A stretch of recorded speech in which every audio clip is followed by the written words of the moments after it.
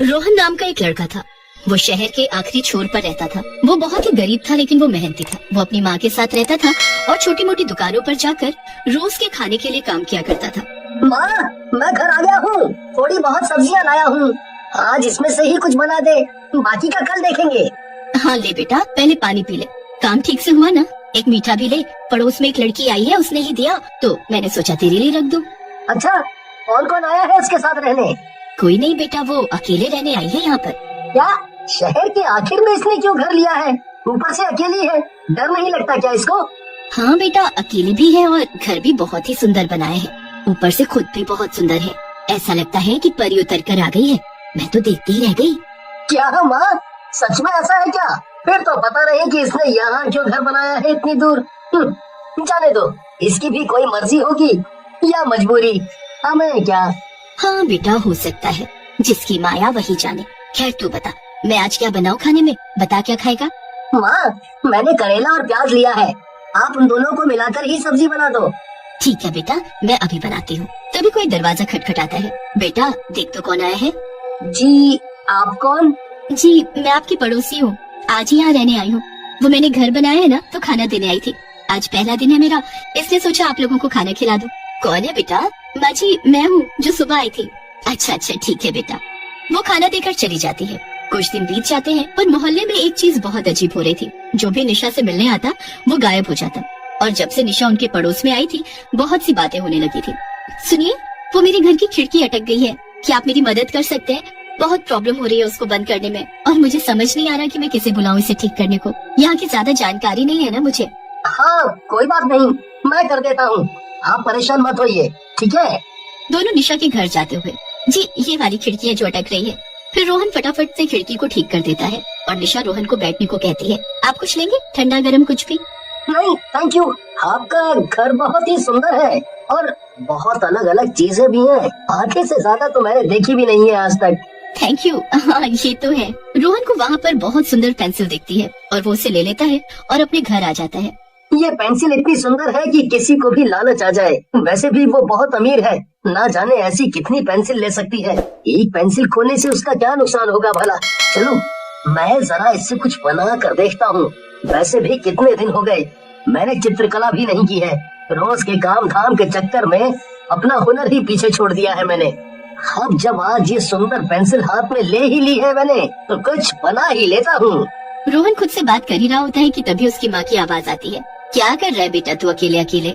कुछ नहीं माँ, बस ये पेंसिल मिली आज तो सोचा कोई चित्र बना डालूं। देख, मैंने मिठाइयों से भरा थाल बनाया है। रोहन अपनी माँ को चित्र दिखाई रहा था कि अचानक एक जादुई प्रकाश पड़ता है उस चित्र पर और वो चित्र असलियत में वहाँ प्रकट हो जाता है। अरे बेटा, ये क्या हुआ? ये तो मिठाई का थाल चित्र से निकलकर हमारे सामने आ गया। ये कैसे हो सकता है? हाँ माँ, हाँ सच में, पता नहीं ये कोई जादुई पेंसिल लगती है। वो दोनों फोटो को सच होता देख हैरान होते हैं और उधर निशा अपनी पेंसिल को ढूंढकर परेशान हो रही होती है और गुस्से में अपने असली रूप में आ जाती है जो एक चुड़ैल का होता है। मेरी पेंसिल कहाँ है? मैंने उसे यहीं तो रखा था, कहाँ गई वो? एक मिनट, कहीं किसी ने ले तो नहीं ली? अरे हाँ, रोहन आया था, कहीं वही तो नहीं ले गया? जाकर पूछती हूँ अभी उससे, उसके बारे में कुछ पता नहीं लगा होगा। निशा चुड़ैल अपने सुंदर रूप में आती है और भागी भागी रोहन के घर जाती है। रोहन, क्या तुमने मेरी पेंसिल देखी है? पता नहीं कहाँ चली गई, मिल ही नहीं रही है, कब से ढूंढ रही हो। नहीं, मैंने तो नहीं देखी है। क्यों, क्या हुआ? दूसरी ले लेना, पेंसिल ही तो थी, नहीं ले लेना, उसमें क्या है? कुछ नहीं, बस वो मुझे किसी ने गिफ्ट की थी तो थोड़ी खास है, मुझे लगा तुमने देखी होगी। अच्छा, जब तुम वहाँ थे तो कोई आया भी था क्या? हाँ, वो शिव आया तो था, लेकिन उसके हाथ में कुछ नहीं था। अच्छा ठीक है, मैं एक बार उससे भी पूछ लेती हूँ, क्या पता उसको कुछ पता हो। फिर वो हड़बड़ाती हुई वहाँ से चली जाती है। रोहन जल्दी से दरवाजा अच्छे से बंद करता है। रोहन, तूने तो शिव का नाम लगा दिया, अब जाकर देख तो निशा उसके साथ क्या कर रही है, कहीं बात ज्यादा न बढ़ जाए। ठीक है, मैं जाकर देखता हूँ। अगर कुछ ज्यादा हो गया तो मुझे हैंडल करना होगा, वरना बेचारा शिव फंस जाएगा। शिव, मेरी पेंसिल कहाँ है? वो मुझे दे दे, वरना तुझे पता नहीं मैं क्या कर सकती हूँ तेरे साथ। जल्दी बता, मेरी पेंसिल कहाँ है? मुझे कुछ नहीं पता। कैसी पेंसिल? कौन सी पेंसिल? मैंने किसी की पेंसिल नहीं ली है। एक पेंसिल के चक्कर में मैं तुमसे पंगा क्यों लूंगा? तू नहीं बोलेगा तो मैं तुझे मार दूंगी। जल्दी बता कहाँ है मेरी पेंसिल। तू मुझे गुस्सा मत दिला, बहुत हो गया तेरा। लगता है तू ऐसे नहीं मानेगा। चुड़ैल गुस्से में लाल पीली होकर उसे मार देती है और उसका पूरा घर छान मारती है, पर पेंसिल उसे नहीं मिलती और वो और भी ज्यादा हड़बड़ा जाती है।